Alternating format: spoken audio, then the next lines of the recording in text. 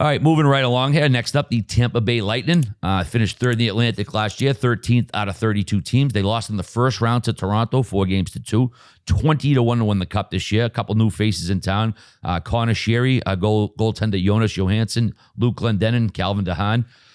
They said bye to a lot of guys, man. A lot of veteran leadership, too. Alex Killorn, Patrick Maroon, Ross Colton, Ian Cole, guys they won all these cups with. No real cap space, although they do have Brent Seabrooks, just under $7 million in cap room if they need for LTIR. But Biz, are the dynasty days of Tampa winding down? They've had a nice run. They're going to have Vasilevsky. He's going to be hurt to start the season. Is that going to put him behind the 8 ball or what? I think that all this adversity early on is going to be something that Coop's going to lean on to motivate these guys, basically seeing that everybody thinks that they're done. Mm-hmm. I have them making playoffs, but I'm just so much more interested about this. Like, I love dynasties. I like seeing teams win like 3 in a row, but I also like seeing like the crumbling of it, like kind of like what the Patriots are going through. Oh, yeah. Like, is Belichick done? All this bullshit.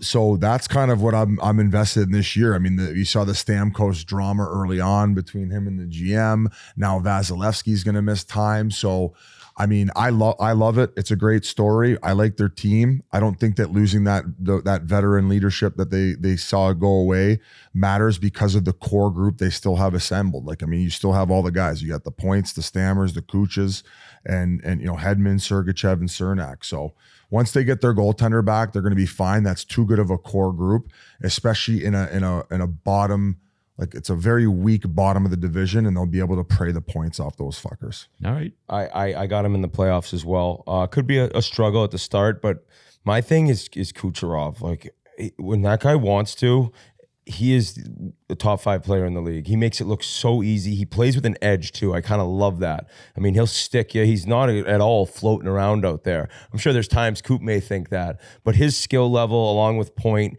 and like you mentioned, just Hedman and Sergachev, it's too good of a core for me to think that this is over yet. I don't think they're going to win the Stanley Cup, but I think whoever they play in the first round, it's going to be a hell of a series. Like, they're still right there for me. And it seems like when they get new guys in, now granted, they've lost a ton. Killorn is going to be a tough one. I think just in terms of like leadership and character in there with how long he'd been a part of the Lightning, they'll miss him on and off the ice. But they seem to be so good at getting guys and filling them in. Replenishing. And Coop's able to like figure out where they fit in and where they play. So I like them to have a strong season and get in. I do have to get ahead. So I picked 4 in the Metro, right? So I only have 4 left. So I actually am knocking Ottawa out. I'm not having Ottawa make the playoffs. I'm not having Ottawa is out. Oh, no, Ottawa is out. Ottawa is out. Just think of the fans and the new ownership. As of right now, I have Tampa, Buffalo, and Toronto from the Atlantic. I have one more Atlantic pick. Yes, that means I either have the Panthers or the Bruins out. It's so great. it's safe to say we're not doing a Chiclets trip to Ottawa.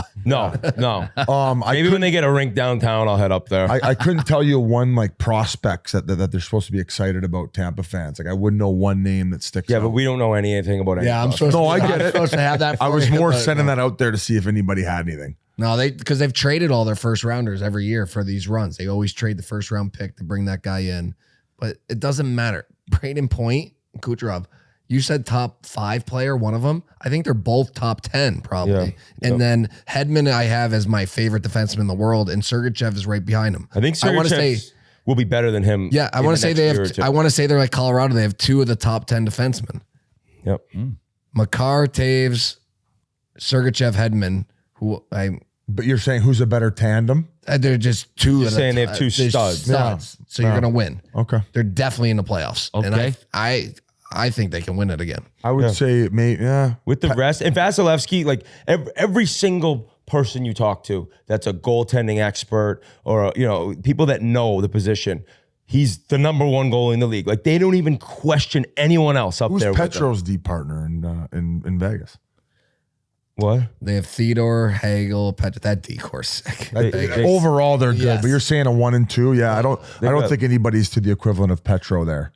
Hedman. I like Hedman. Yeah. No, I'm saying like as far as a tandem, maybe Theodore. Theodore is pretty. I don't think he was as dominant in playoffs last year to be considered in that top 10 conversation. I think his numbers were pretty ridiculous in playoffs. Yeah, because I remember in Hockey DB will tell us. Please be wrong.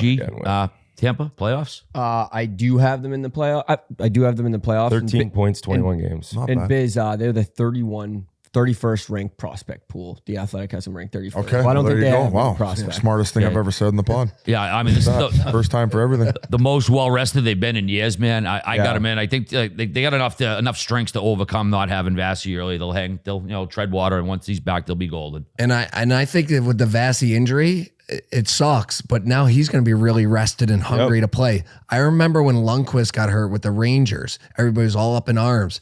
But then when he came back, he was like rested, and that's when they went on their run. So he's feeling good. You know how it was playing 80 games? By the time you get the playoffs, you're gassed. Considering Vazzy won't let Coop pull him and plays 64 games, it seems like, I think that could be a good thing. As long as everything comes back normal and he's all healthy, ready to go.